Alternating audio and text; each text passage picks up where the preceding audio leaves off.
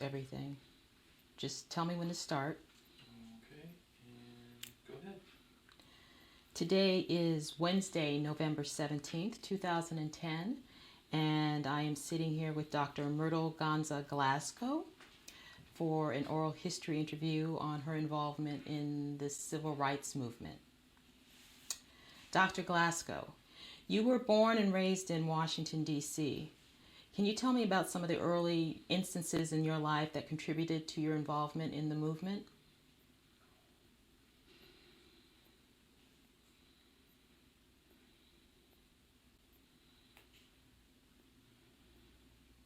Right off the top of my head, it's hard to think of things that may have contributed to me going into the movement.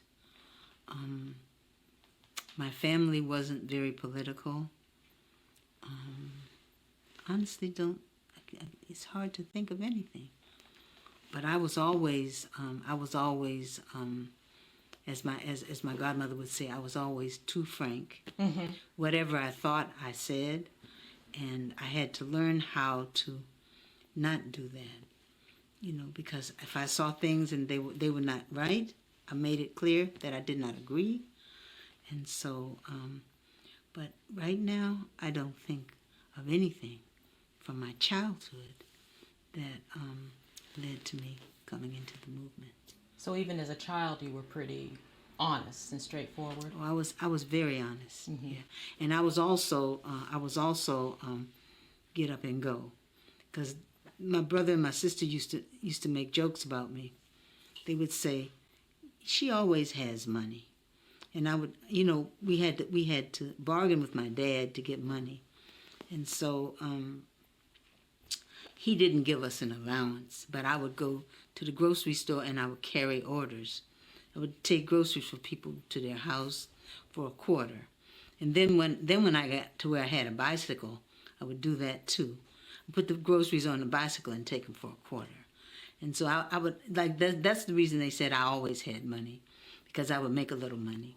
Then sometimes I would come to my father and I would say, well, I want to go to the carnival. The carnival came to D.C., I think, once a year. And I would tell my dad, I want to go to the carnival. And then I would tell him, I said, what I need is $6 to go to the carnival, but I already have $3. So all you have to do is give me $3.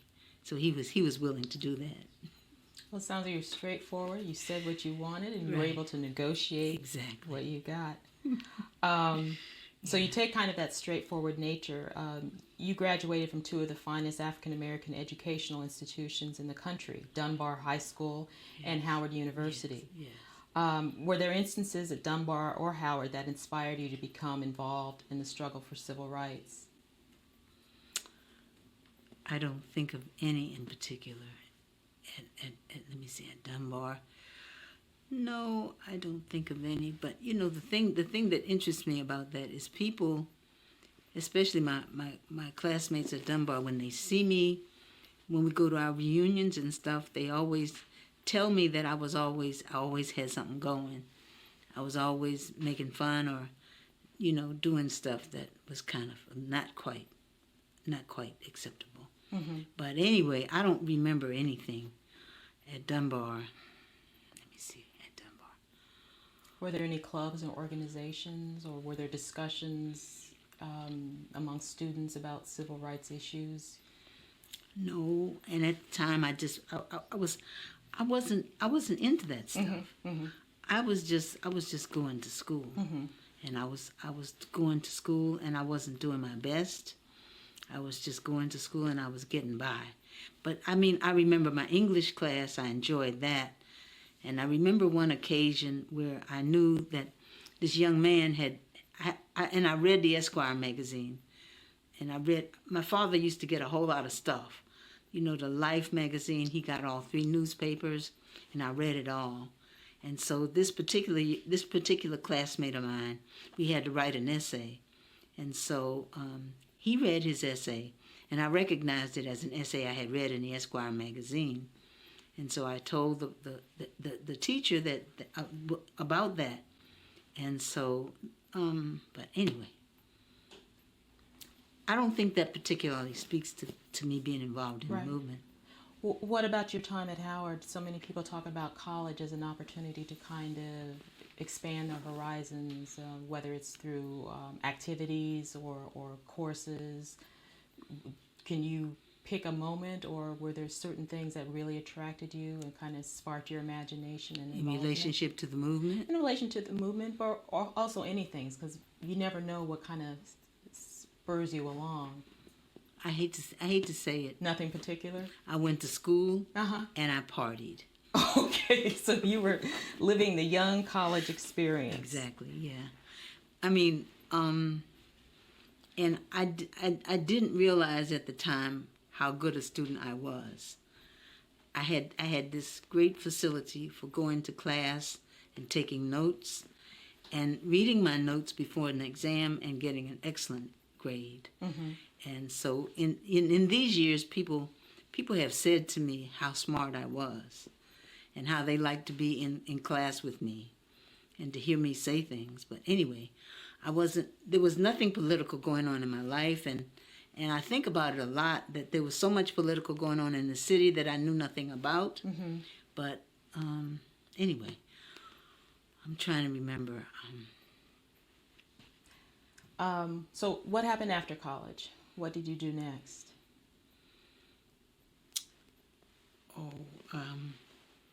I took a teaching position at a Catholic high school in right after college. I was a health and physical education major. Okay. I took a teaching position right after college at a boarding school for young black women, and that might have fired me up because I was aware of how discriminatory the nuns were to our young girls. And they had these strict rules and regulations. They wouldn't let the girls dance, or if they did let them dance, they screened all the records, and the records that the girls really wanted to dance to, they couldn't dance to those. And so I was a health and physical education teacher, and one of my phys ed sessions was devoted to dancing. And I saw to it that the records that the girls wanted to dance to, they got to dance to those records. Mm-hmm.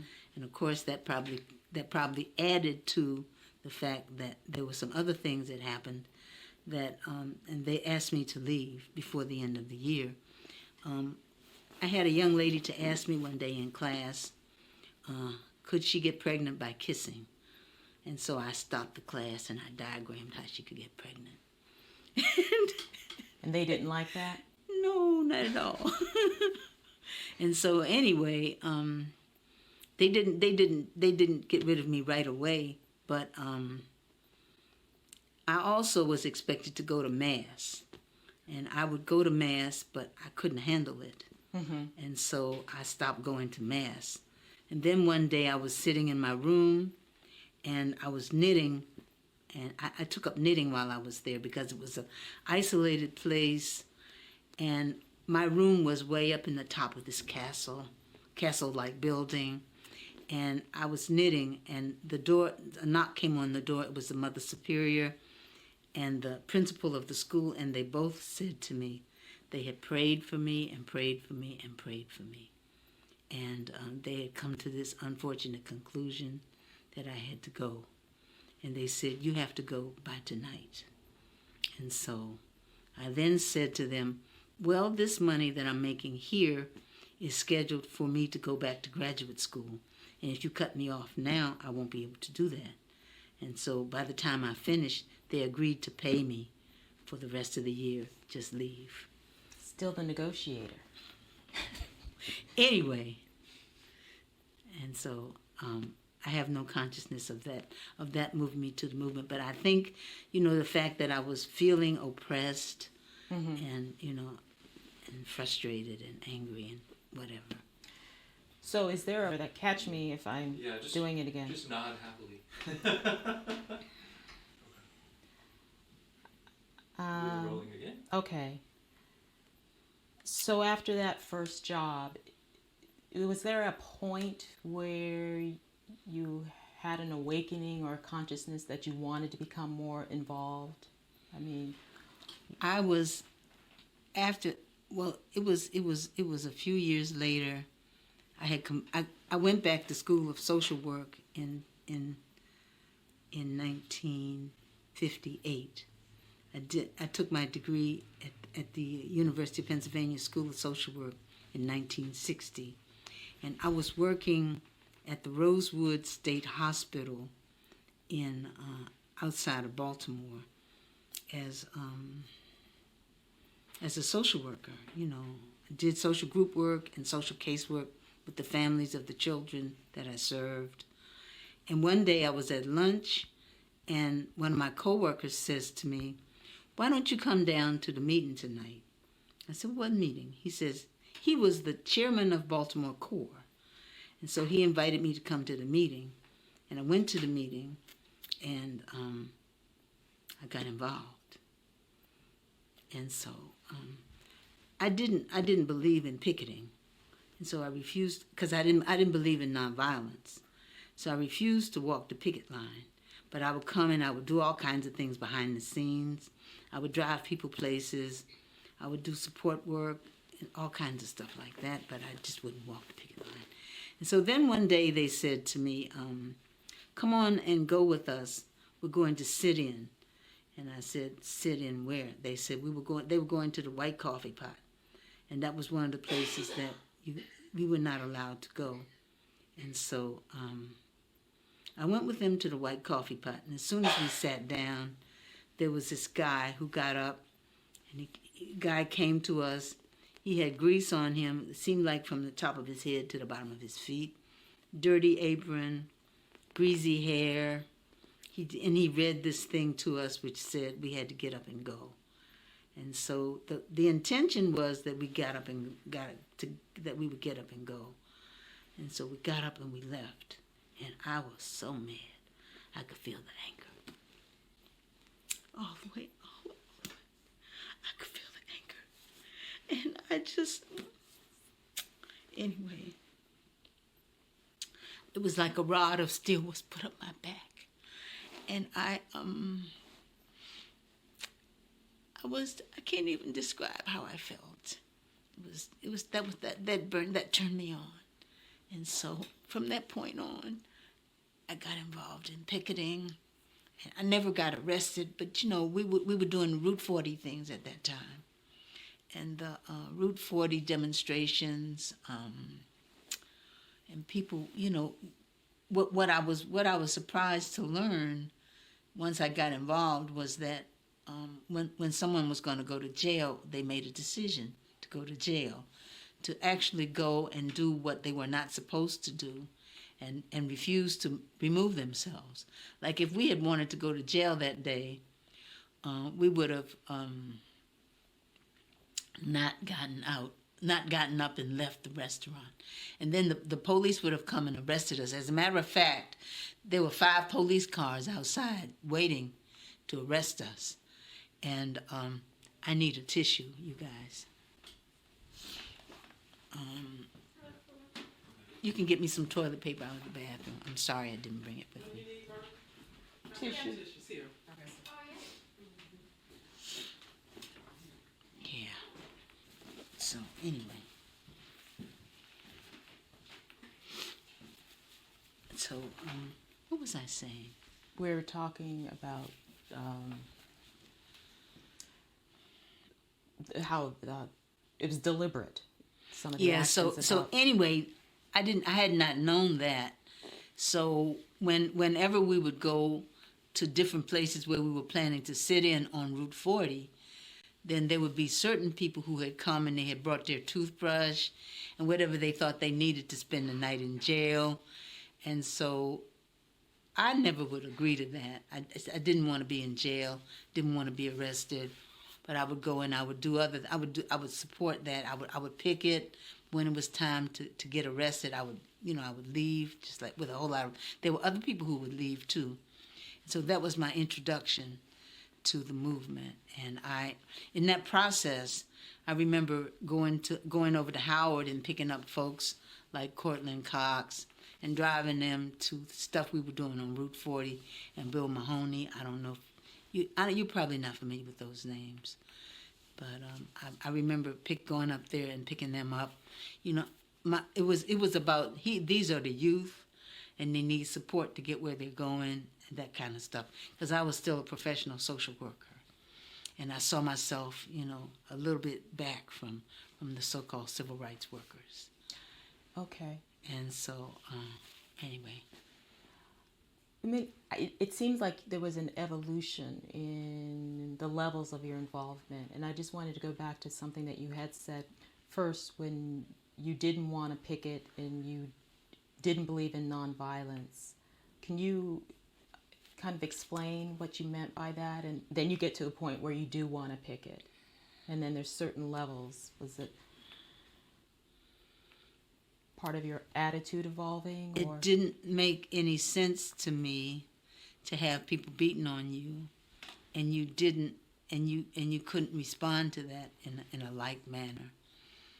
And I had not attended any sessions where you were taught about nonviolence. I had no knowledge of the philosophical approach to nonviolence, and so that was my gut level response to it. And when I went to work at CORE. Went to work with Baltimore CORE, I took that with me, those understandings with me. And, but as I said, once I got so angry that this greasy, uneducated person would come and stand there and tell me I wasn't as good as he was. Get out of my face. I will knock you down. So it sounds like, to me, it's more than just joining up. It's understanding the philosophy and the rationale, that it wasn't just a mass of people coming together, that it was deliberate, it was planned, there were strategies. Exactly. And as you got more involved, And I came to understand. Okay. I could participate, but that's my way. If I don't understand, I can't do it. And things I don't, some things in life I've had to come to say to myself, well, you're not going to understand that. You're still going to have to accept it. It's there for you, and it's for you, and you need it. But even though you don't understand it, and I'm talking about things spiritual right now. There's so many things that we don't understand, but they happen, and we're surrounded by those things. And it's to our benefit to choose to make ourselves available to those things, to open ourselves to receive on that level. Yes. How did you come to make your way south to participate in the freedom movement? Well, I left Baltimore in the summer of 1962 to take a position in Los Angeles, California, working with emotionally disturbed, delinquency-prone youth. And when I got to Los Angeles, I reconnected with CORE, and I continued to attend CORE meetings, and like that. What was the question you asked me? How you ended up making your way south. Okay. So you went from Baltimore to I went LA. to Baltimore to LA, and then as part of my work, as a result of being connected with Baltimore CORE, I came into contact with Frederica Tier, who was a national officer for CORE. And she would come down to Baltimore sometimes, and we became good friends. And so once I was in Los Angeles, and she was living in San Francisco, and so I went up to visit her one time. And she introduced me to Mike Miller, who was the Student Nonviolent Coordinating Committee chair of the support group there. And so I met him, and I liked that area. And so when I completed I had a temporary job in Los Angeles. So when that job was over, I moved to San Francisco, and I began working with the Student Nonviolent Coordinating Committee Support Network there,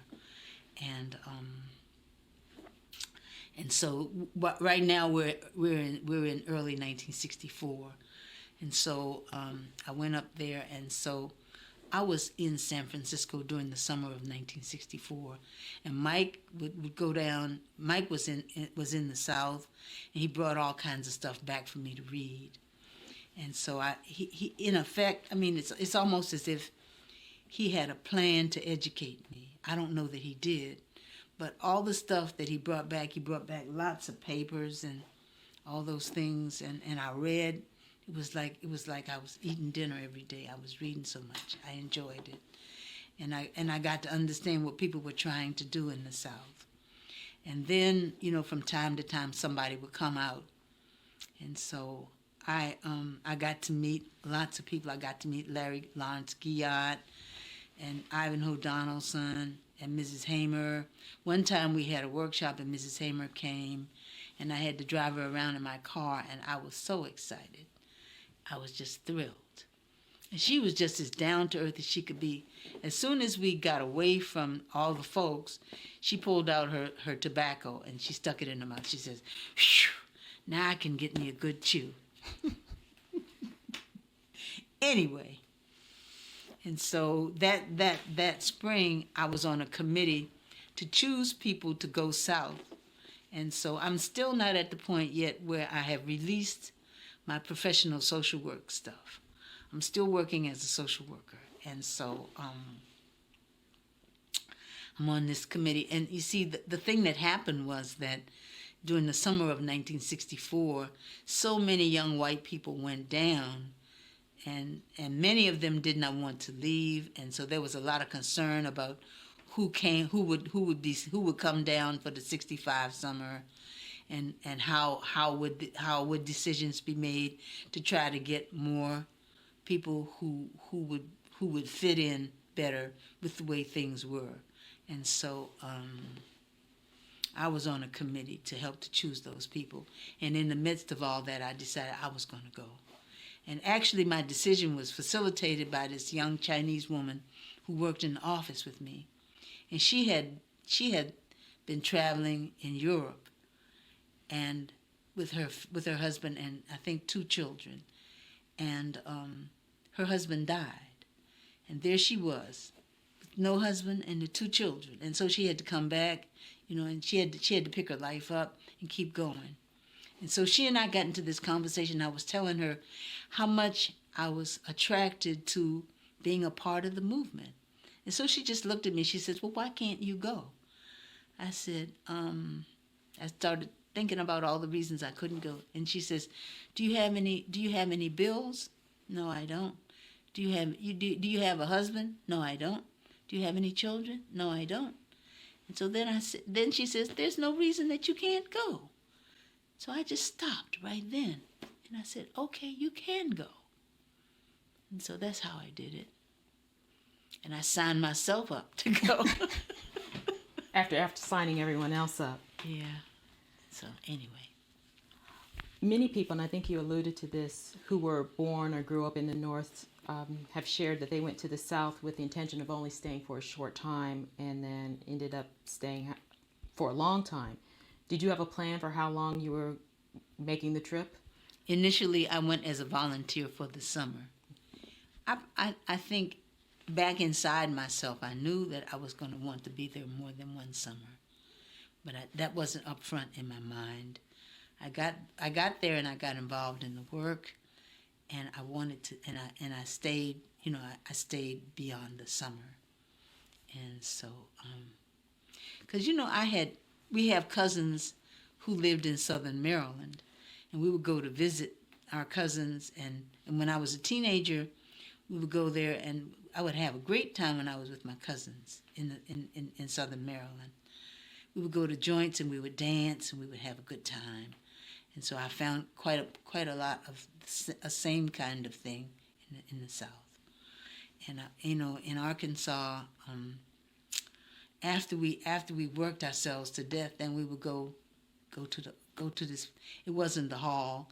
The hall was the place, where my cousins lived. But we would go to this I think VFW Hall, and we would dance, and we would have a nice time. We would enjoy, and so. But that's not the reason I stayed. I got involved. I loved it. I really did. I loved the work. Can we talk a little bit? Obviously, your work started long before you went south. I mean, getting involved in Pennsylvania and then moving out west. When you made it down south, what were some of your first responsibilities? What did you get involved in? I was the director of the Freedom School in West Helena, Arkansas, and it was truly the result of the fact that I had worked in summer camps for many years as a camper and as a director. And so what I did, in so many words, was set up a day camp in West Helena, Arkansas, for those children there. And we did a lot of different kinds of activities. And of course, an important part of that was discussing with them what was going on in their communities and facilitating for them opportunities to express themselves and to write poetry if that was what they desired and stuff like that. And so that was the first thing I did. And the most important part of that summer for me was the guidance that I received from the workers who were there. Because one of the things they said to me, and as a matter of fact, Mike had said the same thing to me before I got in the South, that I needed to pay attention to what was going on around me, that I didn't need to get involved right away, thinking that I had something to offer or to lead or to guide, that it was important for me to watch and listen and learn. And as a matter of fact, the director of the project in West Helena told me, go to community meetings, but do not get up and tell people what you think. Stay in your seat. If you have to, write down what you think, and we can talk about it later. And so that was the most important experience for me that summer. Of course, I did voter registration. There were 9 of us volunteers that summer, and there were 2 of us who were black, and we did voter registration. We did. I did the Freedom School. We attended community meetings in different parts of the county, and so we got. And I learned how to go places and just be there, and gradually get acquainted with people. People knew who I was, and I would go places and just kind of hang out, and gradually introduce myself to people, and then my goal would be to get entree, and then gradually ease into some discussion with them to find out where they were in terms of how they felt about being involved in the movement, how they felt about coming to the meeting once a week, and once they were at the meeting, would they do other things related to what we were doing? Would they canvass? Would they picket? What would they do? That kind of stuff. You also did some work in Mississippi. Mm-hmm. This same kind of thing, or exactly? Yeah, I worked at West Helena until I worked in Arkansas from May 1965 until I don't remember exactly when in 1967. I had to come out because I was sick. And I was in Atlanta, where I saw the doctor, and then I knew John Buffington from seeing him at meetings, and John asked me if I would come and work at his project in West Point, Mississippi, and I agreed to do that in 1967. So anyway, what was his project in West Point? It was a regular project. It was the same kinds of things. You moved around and you got acquainted with people, and you helped them.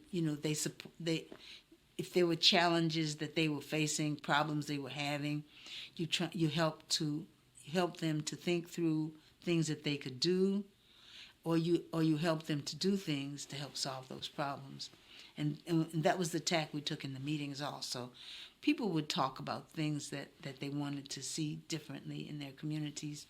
And we would try to help people to think of what are some things that the community could do to make the changes. How should we proceed to make those changes? And so, and you would help people to go forward with their ideas and try as much as possible to not put your stuff on them. Let stuff come from them and then support that. Like, for example, in Jones Ridge, Arkansas, the Turner Elementary School, the families there were disturbed because every time it rained, the toilets would back up, and feces would float down the hall in the elementary school. And so that had been going on for a long, long time. And they had been complaining and trying to get somebody in the county to come and see about it, but no one ever came. And so when we started having the meeting in Jones Ridge, that was one of the things that came up. And so I wasn't working that part of the county. It was my coworker, Howard Himmelbaum, who was doing the work. And he said to people, well, what do you want to do? And so they said, well, we want to get this changed. And so they thought about all the different things they could do. And then they decided, after they tried going back to the county and seeing about it again, then they decided they should go to Little Rock and go to the health department in Little Rock, which is what they did. And then people came down and checked things out, and they found that the pipes had been laid uphill. And so anytime it rained, that was the problem. So once that was corrected, then the people in that community said, well, we did that. So that was great. Now we can think of other things we can do to make the schools better for our kids. And so that was how we got started. And actually, that energy took us to where people decided that they wanted to do a school boycott and to force desegregation, because at that time they thought that the way that their kids could get the best education was if all the children were educated together. And so they decided to go for that. And we spent a good part of the summer of 1966 moving around to different places in the county and having meetings and talking and building people's confidence up, so that when school started that fall, we held 1,500 of 1,800 black kids out of the segregated school for 6 weeks. And then the school district did capitulate, and they desegregated the schools. But I don't think I said that in any of my little accounts. But midway that process, I began to have different thoughts. I began to feel like we don't need to be doing this, because the hostility was so tremendous. There was great anger that, during the boycott, I wasn't there yet, but anyway, I began feeling like we should not be trying to get in these white schools. We should be trying to do our own school, make our own school what we need it to be. And I attempted to broach that with Mrs. Jackson, the woman who was the matriarch of the family that was central in all of these activities. She just couldn't see it at all. I mean, she was just so caught. Everybody was so caught up with, oh, we're going to finally get our children together. And what she said to me was, when our children get together, they will be fine.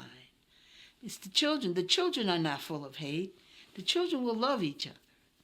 And so, but what I was aware of was the fact that the anger and the hostility was so great that we just didn't need to be taking those chances. That was how I felt.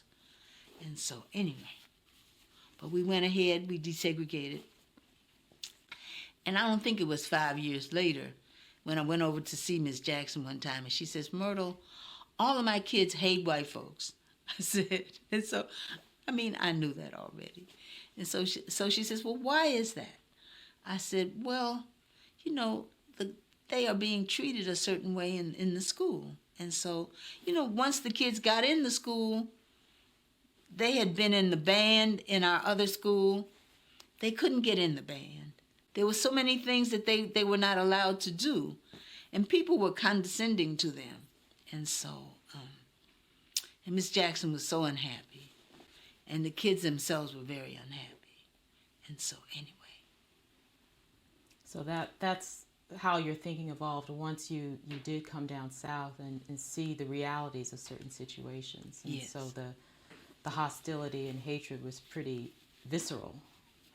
Yes. And part of the struggle. You mentioned Miss Jackson. This is Gertrude Jackson? Gertrude Jackson, yes. Right. So this was in the community of Marvell with Erlis and Gertrude Jackson. Yes. Can you talk a little bit more about your interactions with them? More about that project and working with both of them and voter registration and the schools and public safety? Well, the Jacksons were the Jackson family was the, you know, like you could say in most projects, there's usually one family that is kind of around which the project, you know, revolves. And so the Jackson family, Mrs. Jackson and her husband Gertrude and Erlis, as well as James Jackson's, Mr. Jackson's brother, as well as a Jackson who was a cousin who owned the store. All of those people were staunchly in support of change for their communities. And Erlis Jackson and James Jackson farmed together.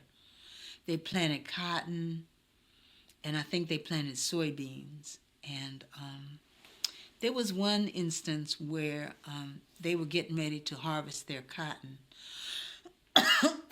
And sugar was put in the gas tank of their cotton picker. They went out to crank it, and they found that the sugar was in there. And, of course, the engine was destroyed. And so Mr. Jackson, Mr. Erlis Jackson and Mr. James Jackson didn't get upset. They just stopped and took the thing apart, cleaned it, put it back together, and went back to work. And they just kept going like that. So, I mean, they were an inspiration to all of us. They were so strong. And Mr. Erlis Jackson and Miss Gertrude Jackson had 11 children. And they were just, you know, they were just practically fearless. And Miss Jackson had this kind of soft-spoken way, and she was easygoing. And I mean, as I've gotten to know her since then, that was just, in many ways, that was a facade, because she is powerful.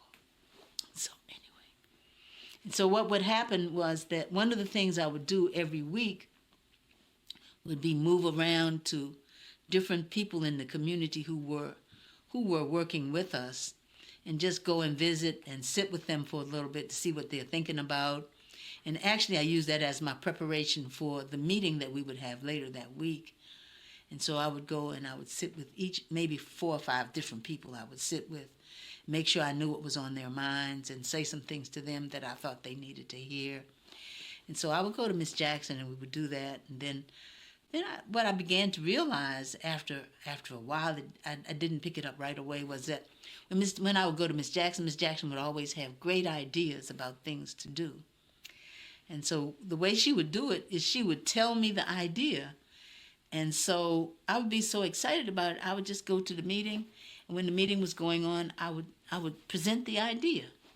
Then I finally, I backed up a little bit, and I thought about it. And I said to myself, Miss Jackson is planting stuff on me, and she should be doing it herself.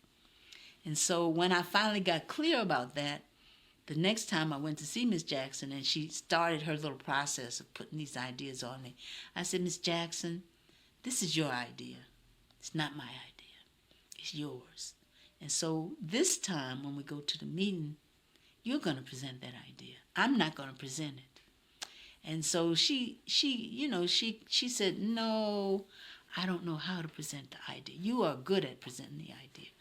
You are the one that needs to do it. I said, no, Miss Jackson, You are the one who has the idea. And your community needs to know that you are the one who has the ideas. And you are the one who needs to stand on those ideas and help people to know how to do them.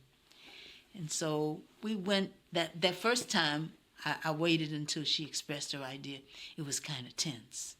But she did indeed say what she had on her mind. And then, as time went on, she would do that more and more. But in the long run, it was Mrs. Jackson who pulled people together and got them organized, and they actually set up a community center. And it still is in existence. It's limping, but it's still there. And so, anyway.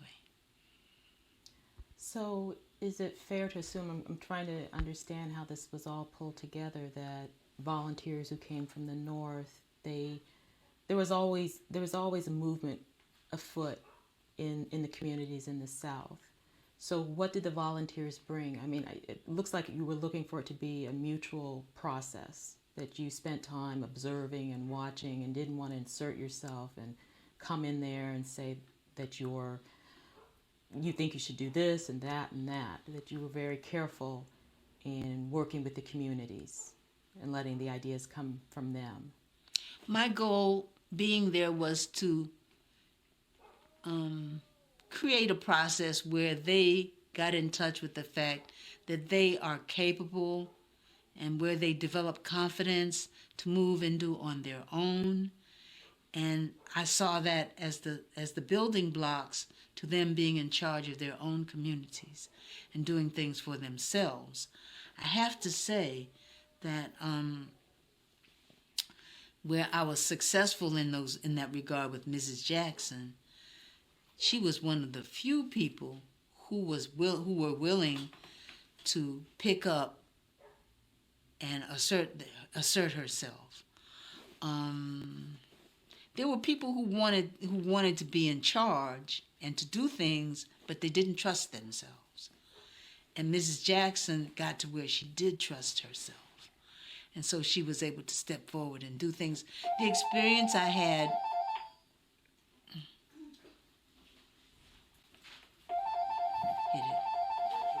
Some other community leaders didn't work the same way. Well, I mean, for example, now Mr. Jackson, when it came to things that were related to what he had to do,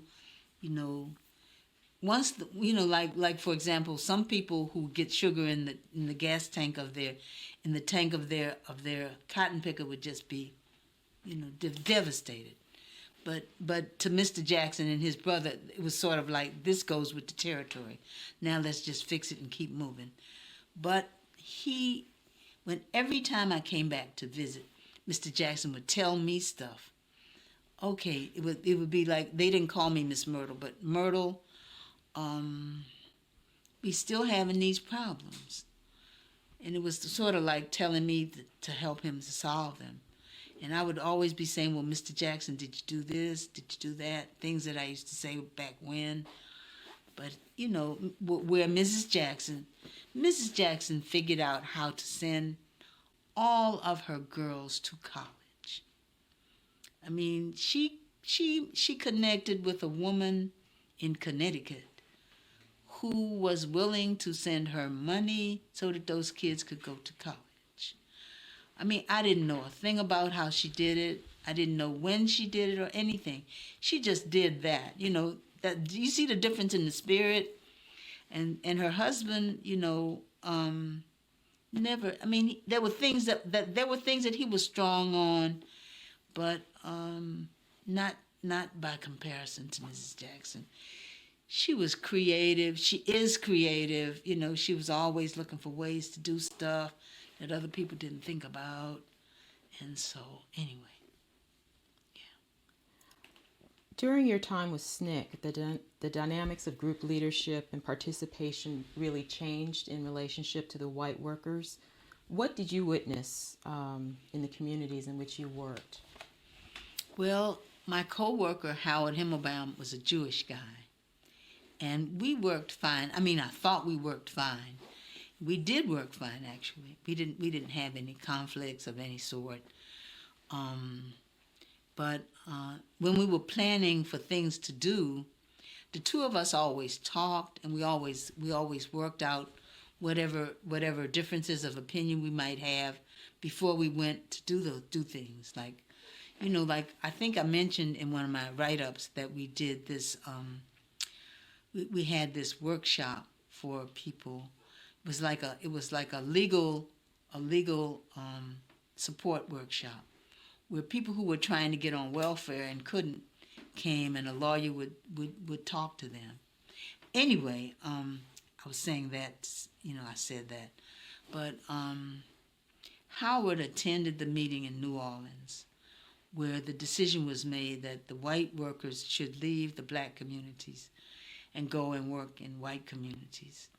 And when he came back, he just matter-of-factly said to me, Myrtle, I'm going to leave in X number of days. What we decided at the meeting was this. And so he told it to me, and he did indeed leave. And I was worried, I was scared at first. But once he was gone, I found that there was stuff inside me I didn't even know I had. And so, when it came time to make decisions, I was perfectly capable to make them on my own. I began coming up with ideas I didn't even know were there. And I was feeling very good and very confident. And so that doesn't speak to the question of him being a white person at all. It speaks to me. What my sense of what it was that I was deferring to him. I was in that traditional man-woman role, where the woman gives over to the man, and I didn't realize I was doing that. And so I discovered some things about myself once he left. And so, anyway. Do you have a sense what the larger discussion was? Because obviously it empowered you to feel that there was more that you could do and that you had the capability to be out there on your own. But did you, it sounds like you were kind of working on your own where other people were spread out all over the place. Did you have a sense of what some of the larger questions that people were asking in regard to making that change about where white workers would work and where black workers would work? Well, I understood entirely that it was difficult for black people to get to where they could feel comfortable doing things for themselves with a white person in a position of, to their way of thinking, of authority. Even though I did my best to say to people and to behave to people, you are in charge of your community. I'm here to help you to think about what you want to do and to plan for things that you need to do and to do those things effectively. It was fine for me to say that, but it was quite a different thing for people to fully buy it and not see me as an authority figure because I came from somewhere. I was a college graduate. I was actually a master's degree person at that time. And I had a level of expertise. I could talk well. I could write well. I had a whole lot of knowledge that people didn't have. So for them to rise up and also, not think of me as someone in charge, that was a challenge. And so if I had been white, that's even more of a challenge. And I understood that. I saw that. I didn't see it as clearly before Howard left as I did after he was gone. I saw it, and I saw how people had backed off and how they weren't as comfortable to be themselves around him. What was the biggest challenge you had faced in life? And so, of course, my position was not to rub that in his face because he had done many things in that community that helped that community. And I respected that, and I respected him. As a matter of fact, I like him. I'm still in touch with him. In many ways, we lived in the same house. He was like a brother to me. And so it's complex. Mm-hmm. It's not anything, it's not open and shut.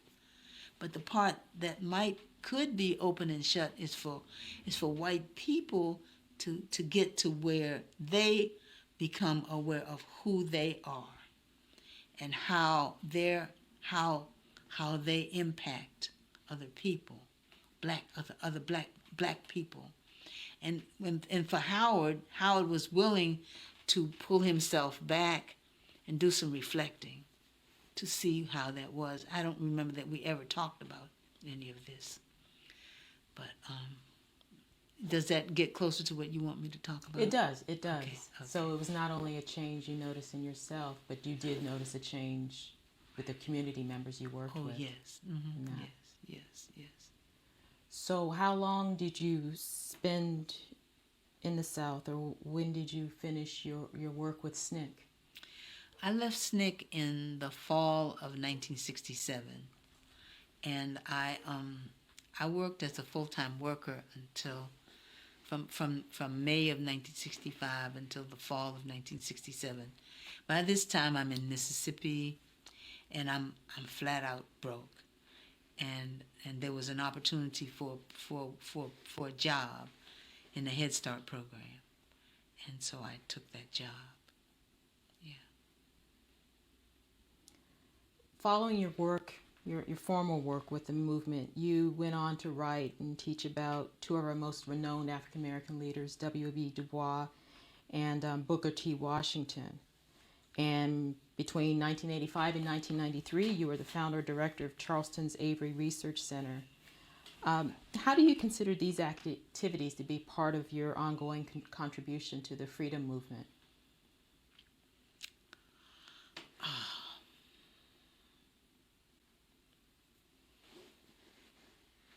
Well, first of all, I became an activist. When you become an activist, you don't give up being an activist. It gets inside you. And so, I approached things. I guess I was an activist when I was a kid because I went straight at stuff. And I had to learn how to go at stuff and not go so dead straight, because lots of times when you go straight at stuff, you turn people off, and they are people that you need to be connected to. And so, what did I do first? After I left, after I worked with it, I taught at the first thing I did that was not, I taught at Tougaloo College right after I worked in the movement. And in a sense, that was an extension of, I worked in the Head Start program, and I don't know if anyone has said this to you or not, to in an interview or not, but the Head Start program was the Head Start program in Mississippi, which was started in 1965, was the first Head Start program in the country. And the way it got started was that the white volunteers who had worked in Mississippi came back home all caught up with their feelings about how people were so poor, and people did not have decent schools, and people did not have enough food to eat. They got involved in trying to set up some kind of program to meet those needs. What they came up with was the Head Start program. And so, on the one hand, in the sense that it in one sense, it was an excellent situation, because for the first time, people who had been working the cotton fields and making stuff like $10 and $12 a day were making $65 a week. I mean, I shouldn't say $10 and $12 a day, $5 a day. You pick a certain number of pounds, you get $5 for that, and you work 12 hours to do that. So those people had jobs where they were making $65 a week. And it was the first time black folk had jobs that were not connected to the white power structure in Mississippi. At the same time, by placing the program on the wheels and the infrastructure of the movement, it gradually destructed that infrastructure. And so what I'm talking about is how people got together to create programs for their children before Head Start and to work out ways to feed their children before Head Start on their own, out of their own funds. When the money came, then there got to be concerns about, well, who makes the decision about who gets the jobs? And how do... Where's my tissue? It's gone. And how do people get to have these jobs? And so what you had was people who had worked together all through the movement being separated because so-and-so was on the board and he made sure all his family got the jobs. And Miss Johnson over here, who had also worked closely with him in the movement days, was not on the board. And so she didn't get to have any say about who got the jobs. And furthermore, she might not have gotten one herself. And so that just dropped all kinds of poison down into the infrastructure of the movement. And so after a while, people who had been close, who had worked hard together, who had just struggled together, weren't speaking to each other. It was very painful to watch, very painful. So anyway, I worked for that program. I was the director of the community program organizers. You know, there were, and then I don't know that you probably don't know, but Senator Stennis fought the Head Start program. You know, every time, like we had the funding, I think, for whatever period we had the funding for, and the program was going along, and everybody who worked in the program had formerly been working in the movement. And so people continued to do the things they had done in the movement to make sure folks got information, to make sure folks stayed abreast of certain issues, make sure folks got out to vote and stuff like that. And so of course Stennis fought it. This is a federal program supposed to be for education and food and changing communities. It's not supposed to be the movement. So he would bring the program to a dead stop. And so people would not have jobs for X amount of months. And then there'd be a big fight in Washington. And then the program would come back. And then there'd have to be a decision about, well, who's going to get the jobs this time? Who's going to be on the board? Of course, there were all these rules and regulations that people had to go by in relationship to that. And so, anyway, that's Got very complicated and very political. complicated, very political, and really nasty. It was deeply disturbing. And I was right up in the center of it. You know, folks like me always had the job. And so people who had worked in the movement with me were angry at me because I had the job. And of course, it didn't have nothing to do with, I had the job because I had the job. But their jobs had been cut off because the program was stopped. So even during the time when the program had stopped, there were certain people who kept on working. I'm one of those. I got to a place where I decided, well, this time when the program stops, I'm quitting. And that's how I just waited. I just stopped working until the program came back, and then I went back to work because it was too painful. You know, it was just too painful because folks were angry at the way the program was going anyway, and then of course I was a butt of all that. It was just very, very hard, very hard. Anyway. So you did your work with Head Start, and I Did my work with Head Start, and then I went to Tougaloo College, and I taught at Tougaloo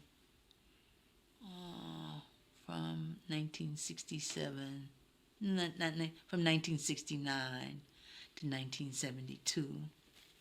And I taught in the sociology department, taught for Dr. Ernst Berinsky. And because of who I was, to a large extent, I just continued doing what I had always been doing, bringing information to people, helping the kids to understand certain kinds of things, you know. At the time, I became a Muslim. I was in the nation, and I was passing that information on to people, how to eat to live, And so the kids would be walking around campus saying, "Did you hear what Glasgow said last week? She said you're supposed to eat this and you're not supposed to eat that." But I enjoyed that tremendously. And I also I developed a course that was called the Small Group in Process, where we focused on getting to know ourselves as individuals and also as people who are part of communities. And I've had young people to say to me that course caused them to think about themselves in ways that they had never realized that they needed to. And it helped to change their lives. And to some extent, I still have versions of that course salted into everything I do. That is like in my teaching. And so anyway. Is it a course that kind of mimics your own evolution in your own life, kind of being a part of community and getting involved? Did your own experiences kind of feed into developing that course? I'm sure. Mm-hmm. I'm sure of that, but it's actually focused on. See, the challenge for me has been getting to know myself, getting to know who I am, getting to know what my gifts are, what my liabilities could be, what areas of my personality need me to be aware of them and be on top of them all the time. And that was the gift I attempted to give to my students through that course. That it's very important for you to know how you affect others. When you go into a situation, what's your personality like? Are you open and outgoing? Are you shy and retiring? Do you just kind of take things as you go along? And in any of those cases, how would that affect other people who are just meeting you? And so if you want to be, like for most recently, I've been teaching education. And the way I would approach that whole set of issues was, well, each one of you has a story. And each one of you needs to tell your story to yourself first. And then you need to tell your story to the class so that each one of us can get to know each other. And so, in that process, I actually set up a format for people to follow to do that. And so it was what I would ask them is, what are you bringing in your suitcase with you of your beliefs and your attitudes into classrooms where children are? Do you know what you have in your suitcase? If you look in your suitcase that you're bringing with you and you see some things that you'd rather not that children have, do you know how to take those things out of your suitcase? Do you know how to adjust those things so that you don't bring that in its form that it's in now to the classroom? Can you see how that would affect the young people in the classroom? Those are the kinds of things. That's how I do it now. Well, you made the comment earlier about... Excuse me, I'll have to change the tape right now. Oh. So you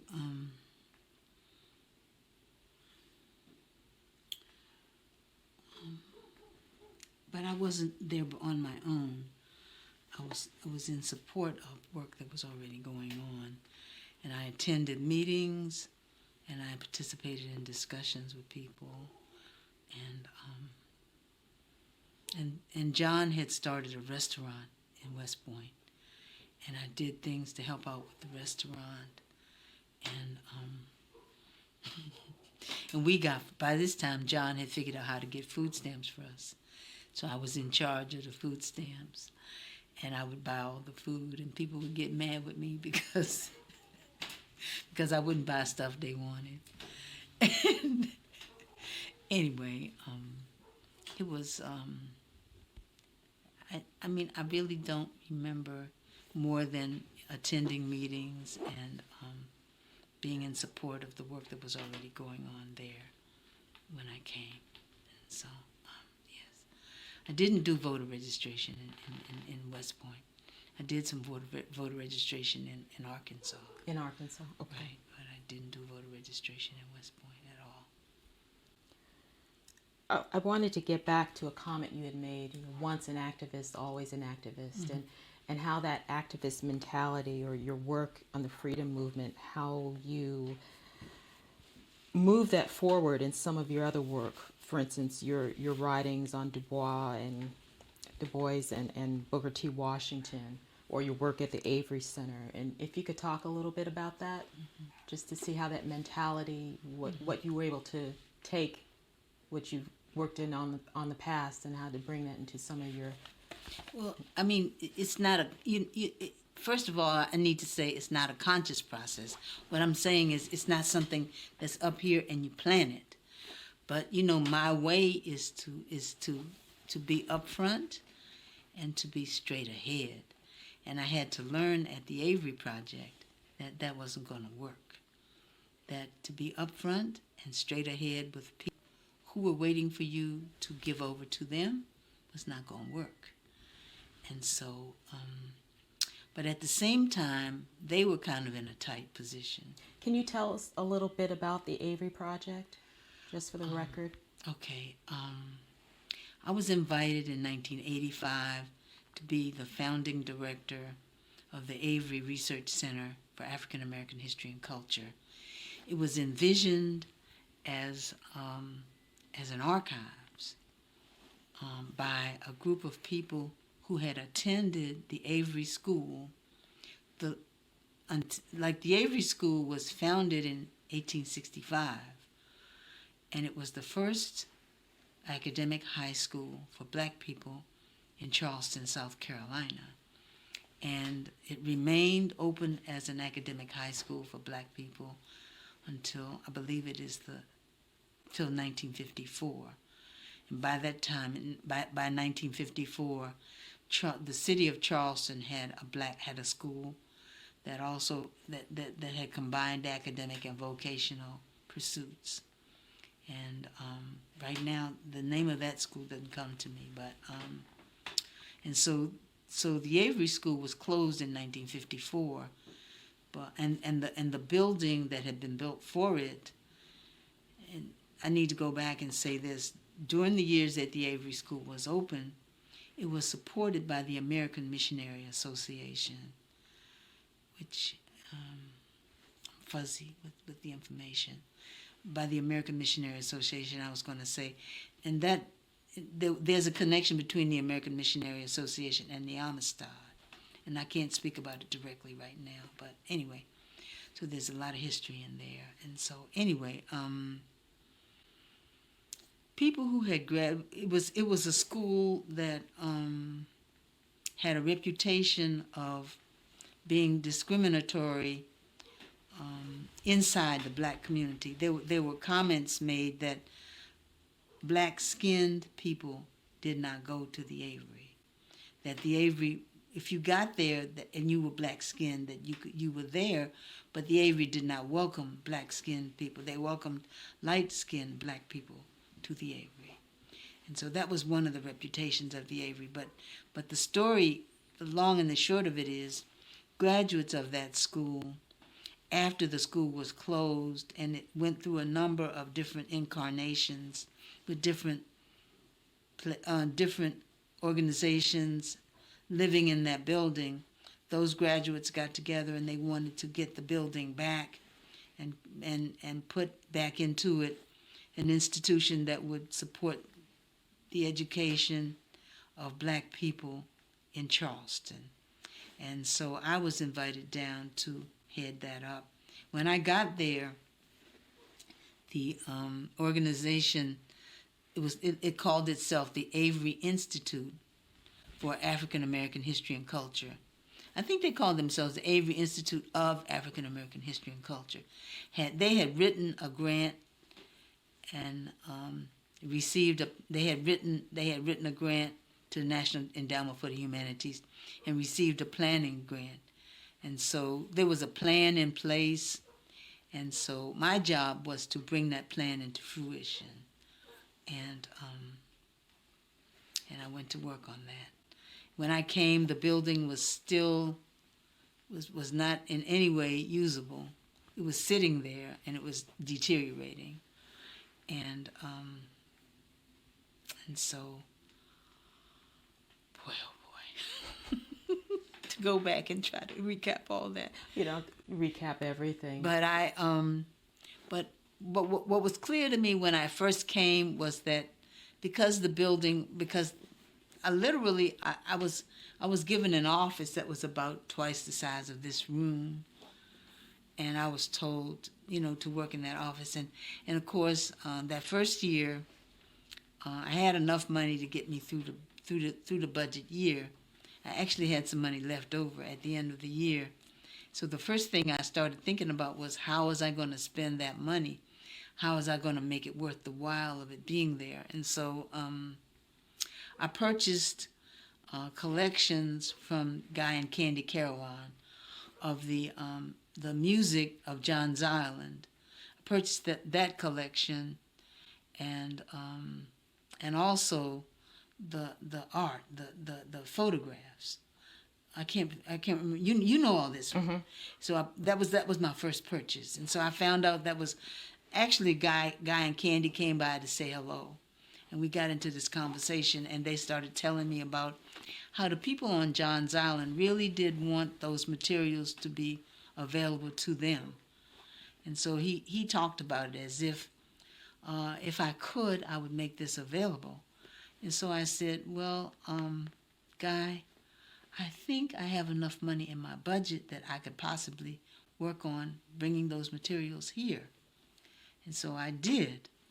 And so I let him know shortly, and then we got this process going where we purchased the collection. I don't remember what we paid for it. We purchased the collection. We purchased the photographs. Was the guy's name Yellen? I don't remember what his name is. We purchased the photographs from him, and we purchased the music. I guess I don't know who owned the music. Anyway, we got it. So I got that, and I bought some furniture for my office. That was the way I used that budget money. And I got busy thinking about what kind of ways could we do other things to let people know that we were there and that we were alive. And so the first thing I did was to plan a conference on the work of black women in South Carolina.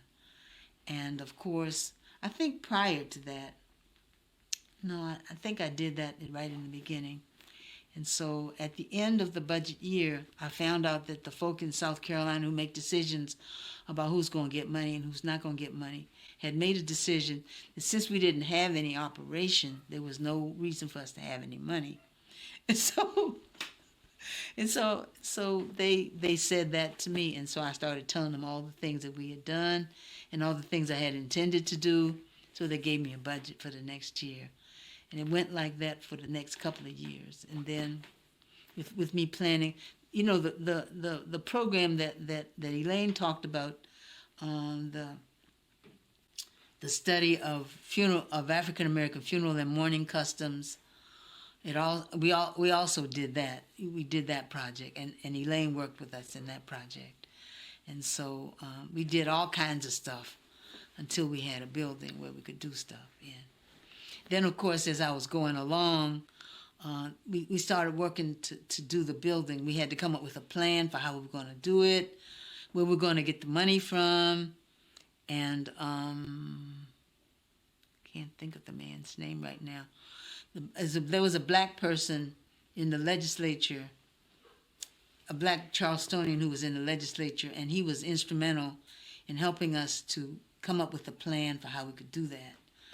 And so, and the other thing that I didn't mention was prior to my coming, the organization of graduates had lobbied the state legislature and gotten a commitment from them to support the development of the Avery Research Center. And so, anyway, all of it is about how I was able to figure out ways to keep it alive until we actually got into the building, got the building going. And of course, part of doing that was the building had to be fully renovated. And of course, the college was doing that. And anyway, if I tell, what else you want to know about that? I could talk about that for the rest of the afternoon. Do you see that work that in working with this center for, let's see, what you were there? Do I see it as part of my activism?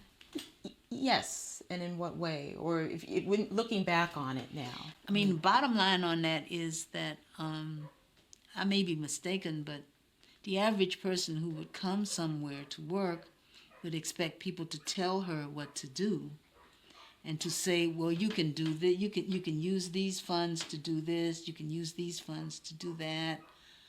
My position was the funds are there, I'm in charge of them, I'm going to figure out what to do with the money. I'm not going to ask nobody what I should do with this money. I'm going to figure out, and then I began to realize that my boss, who was the director of libraries at the college, had said to me, I don't want any surprises. So I took a position that anything I was getting ready to do, I would tell him. And I literally would tell him. I would say, David, what I'm thinking about is this. And I would lay it out what I was thinking about, whatever it was. And he instead of him saying, I don't think you should do that, he would say, well, I don't know if that's a good idea. If he did not tell me no, I was gone. That's the activism. If he did not say no, I just went ahead and did it. And so, which means that every budget I had, I spent all of the money when I was supposed to spend it. I bought books, I bought tapes, I bought equipment. I have a copy of the Du Bois papers there. I did a whole bunch of stuff. And so, it was about, we're going to keep this thing going. We're going to make it work. We're going to bring it to life. It's going to have a life. Literally, and of course, that's where I ran into trouble with the school. It's going to have a life of its own. Because my position is, when you put something into action, it does create a life of its own. And your job is to see what that is and then to implement it. But the college didn't want that. The college wanted to put the Avery together. They wanted to sit over there so they could say, oh, you see this lovely place that we gave the black people? Isn't it wonderful? It is wonderful. But it has a life of its own. If you're not going to honor the fact that it has a life of its own, I had to leave.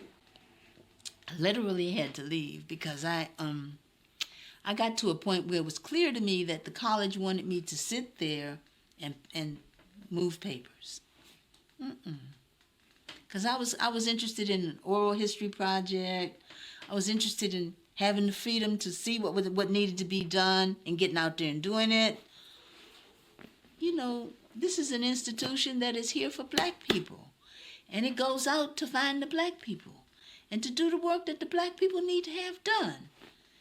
You don't bring me in here and set me up in this place and then tell me I have to have this hat on my head that's going to keep me from seeing stuff. Nope, you don't do that to me, not me. And then, of course, I went over to the college to teach in the School of Education. And they gave me a syllabus to teach the introductory course in education to people who are going to be teachers. And the first thing I noticed was they had nothing in there about anything except white people. So by this time, in education circles, we're talking about multicultural. So by this time, so the first thing I do in that course is to introduce Native people, African people, Asian people, all of the different permutations of that. And I don't ask them, can I do this in my course? In so many words, when people would ask me, I say, I don't know how to teach the course unless I teach this. Do you see who I am?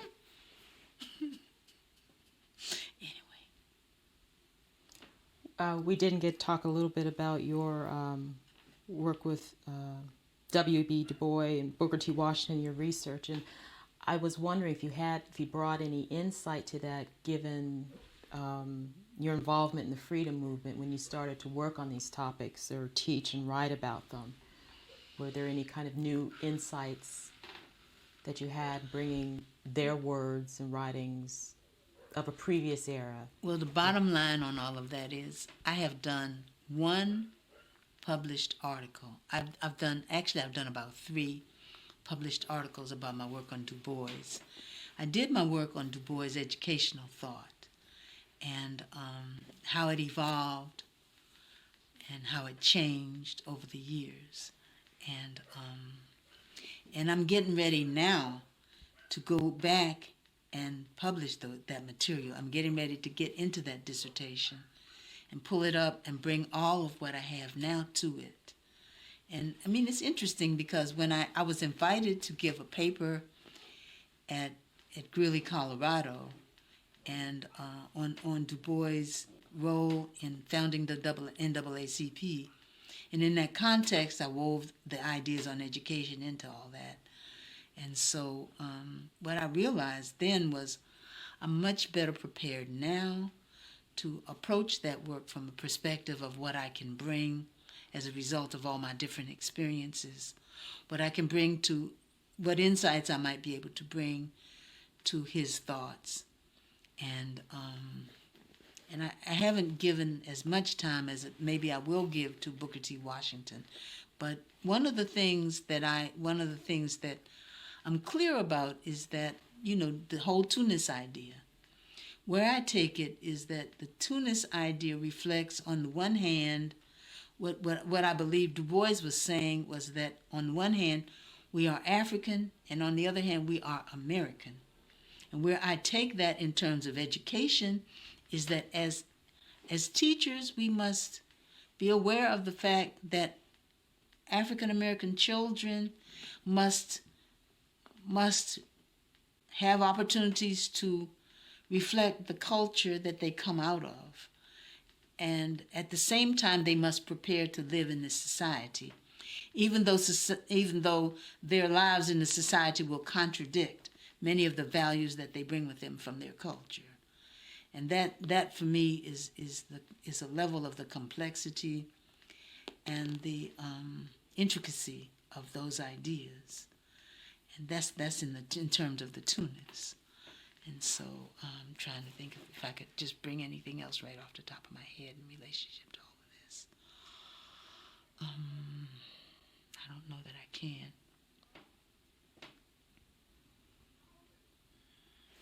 And I see myself connecting to Du Bois' ideas about what we'll call the talented 10th. You know that in the beginning, he envisioned this group of people who were, he envisioned the talented 10th in terms of what they were bringing as well as who they were in terms of the class base for it. And you also know that later in the 1930s, he got to the point where he began to say, well, the way I approached it in the beginning doesn't work. And what I want are the most talented and the most gifted of our young people to come forward and be ready to serve. And the way to get them is not to go about it in the way that I was going before. And what I see now is there's so many things that are going on that are about those of us who have must turn around and give. That's what I see. And I will have an opportunity to write about that later as I take that work to publication. In your perspective, are there lessons to be learned or to be passed on based on your involvement in the freedom movement to young people to today? Are there some things that worked then that won't work now? Are there some lessons to remember from them that we need to people need to implement now? What would you say in that regard, given the current climate of things?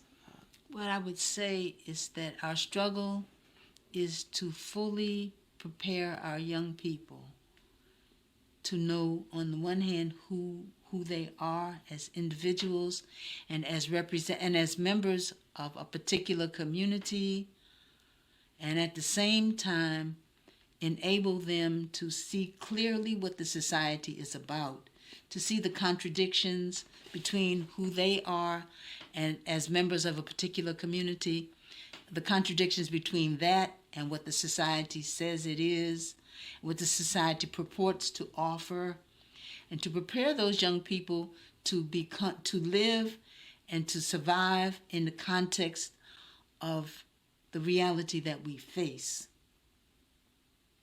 That's what I would say. Thank you very much.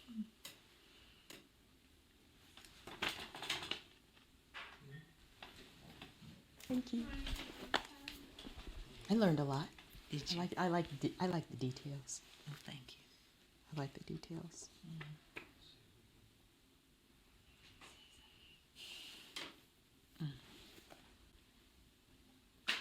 We're done. Thank you both. We can just sit and be quiet for maybe 15 seconds, just for room tone, so we can blend that into the interview. Thank you.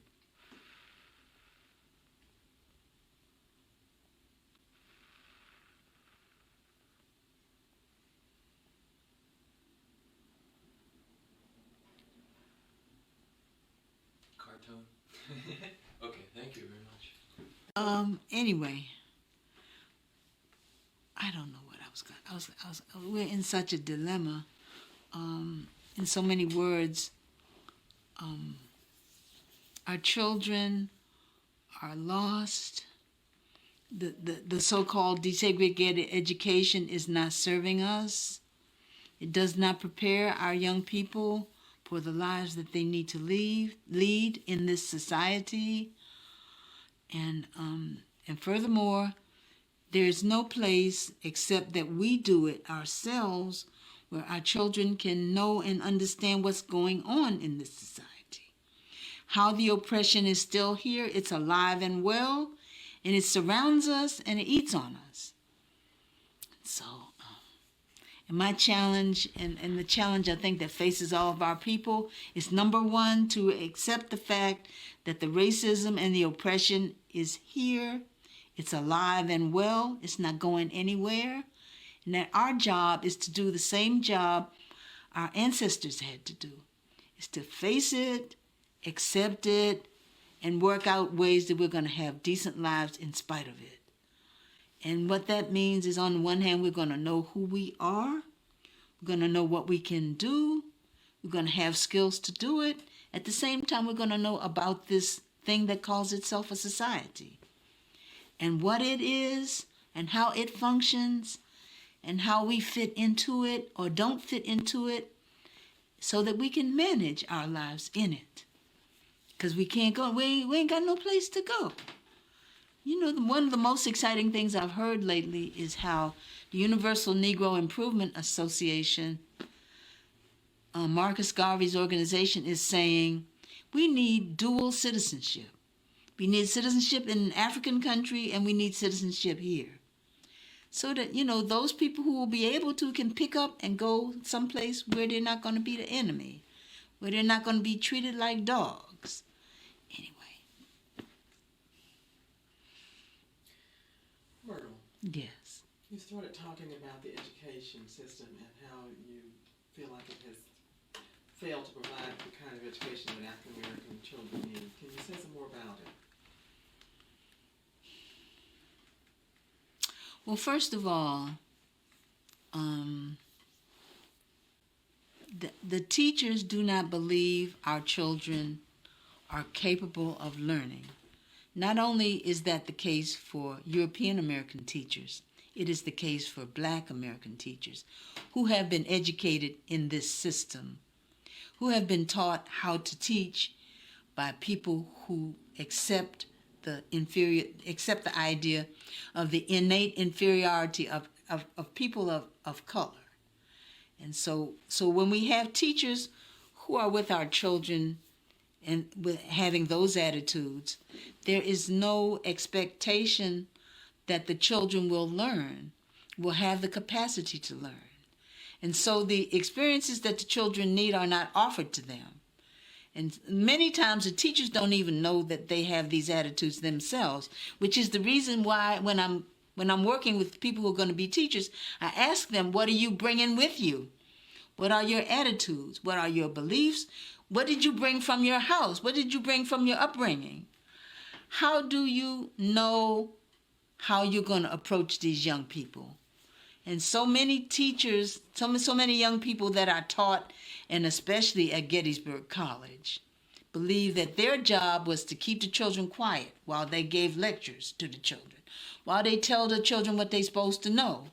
They had no sense of the fact that the children are human beings and that they have inner selves that need to be awakened, and part of education is about that.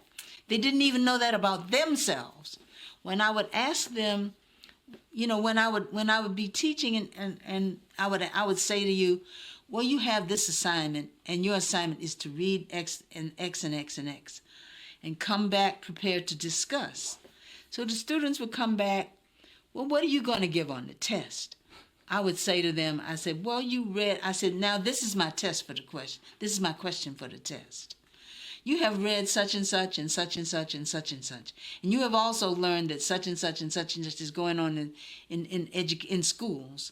So how do you take those ideas that you learned when you read and apply them to what's going on in the schools? In what ways would you change the kinds of things that are going on in the schools? Of course, the students don't want to do that because it makes them think. They don't want to do that. They don't want to think. They want to have the answer. They want me to tell them, want me to ask them questions that's going to give them an opportunity to give the answer that they read in the book. It's not me. You have to think. In order for you to teach my child, you have to be thinking, because my child has to learn how to think.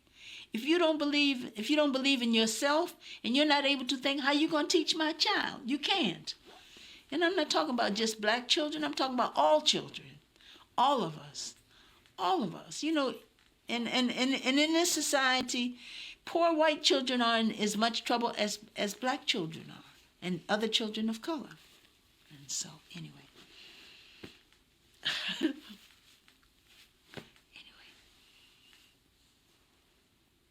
Those are my thoughts. Did I answer your question? Yes. Thank you. Okay. Can I ask you one question? Yes. I was wondering, when you were thinking about going down south Yes. that first time, did people try to talk you out of it? I didn't tell anybody. I just went ahead and did it. But of course, my mother came down to visit. When my mother got there, she was, I mean, I met a new mother. She behaved like she was an activist. And she was going around talking about what her group was doing things. She was a nurse, and her group of nurses had decided that they were going to find clothes and package them and send them down to us, which was fine. And so she went around telling everybody, and everybody was talking about, oh, mother's just like, the daughter's just like the mother. And then when I got home, my mother looked at me. I hadn't been in the house 5 minutes. She says, you will never get a husband down there. And I didn't have enough sense to say to my mother, well, Mama, I didn't go there to get a husband. I went there to do some other things. Yeah. So anyway, no one actively tried to deter me. Matter of fact, as I remember, some people thought I was courageous. Are you going to do that? Yes, I am. And they thought I was courageous, you know. But I wasn't at home. I was in California.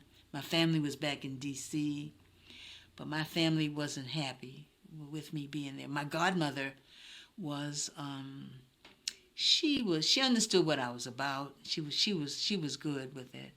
But my mother was, as I know now, my mother was terrified.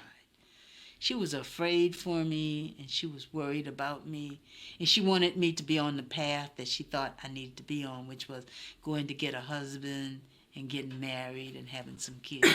Yeah. This has been. Who would you like for me to do a video on next? What are your thoughts about this video? Please share them in the comments. Please be honest when answering these questions. Share this video with anyone you deem necessary. Don't forget to like and subscribe to the channel.